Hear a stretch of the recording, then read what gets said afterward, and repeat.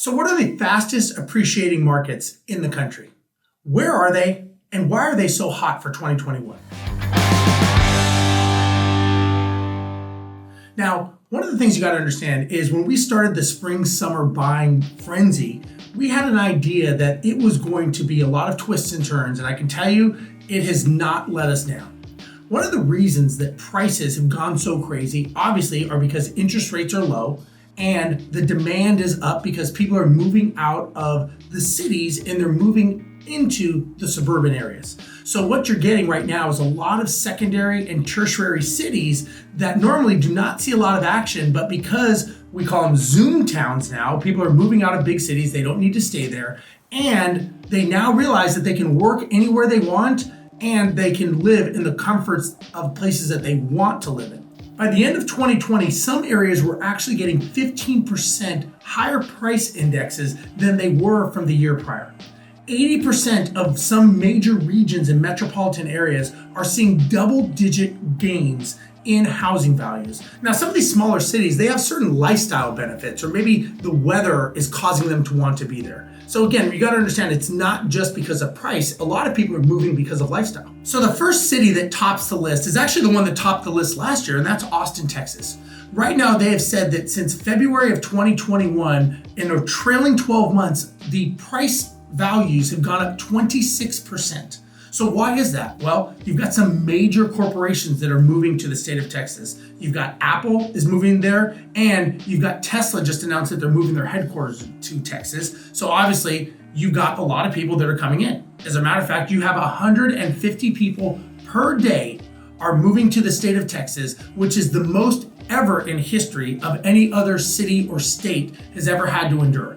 Next, you have Coeur d'Alene, Idaho. Now, Coeur d'Alene, Idaho is a sleepy little town that normally does not see a lot of action except for maybe secondary housing or maybe recreational things.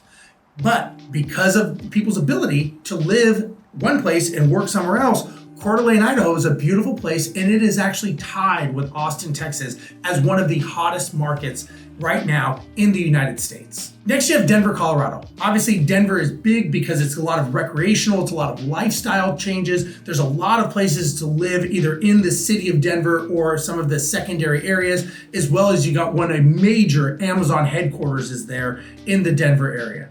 Then you have Phoenix, Arizona. Phoenix, you get a lot of people from California moving there, and Phoenix and all the suburb areas are right now one of the hottest markets.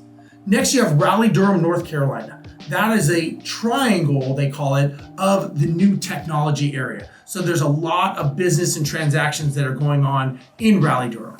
Next, you have Cleveland, Ohio. Cleveland, Ohio is definitely something. There's a lot of healthcare going on there. There's a lot of businesses. They're trying to rejuvenate the city. And because of that, there's a lot of tax benefits if you want to stay in Cleveland, Ohio. And if you're trying to buy a house there, you'd be amazed at what it actually costs. Next, you have Nashville, Tennessee. Nashville is the new Austin.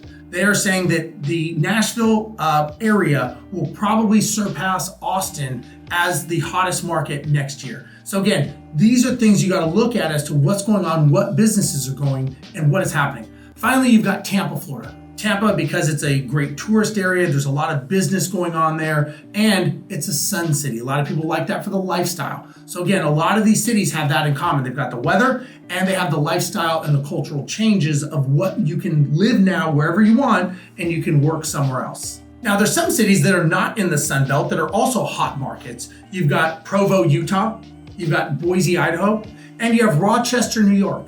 These are all top markets that are trending very, very high because it's a lower cost to live. So you have affordable housing, and a lot of people maybe have family there and they want to go back, or they want a lifestyle to have that they couldn't normally have in the city. And that's why you want to look at some of these secondary and tertiary cities. If you're an investor, you may be able to get there before the rush happens by just kind of fanning out from a major city and seeing where the traffic's going, where people are going to. If you go on Google and you look at trends of cities, you can see if the city's going up or the city is trending down. The city's trending up and you can see a slight uptick, or you see businesses that are starting to go to these markets, you may now be able to identify markets that you did not know existed before that could be a way to get ahead of the curve if you want to start buying rental property. For example, in Boise, Idaho, you have a lot of people that are relocating from Seattle and San Francisco because it's a lot more affordable.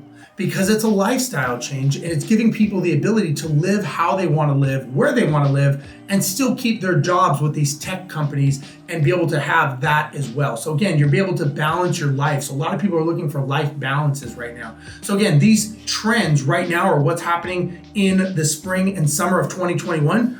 By the fall and winter, they may be new cities, but I think you're seeing a trend of smaller cities that are now becoming much bigger cities because of people migrating from different areas.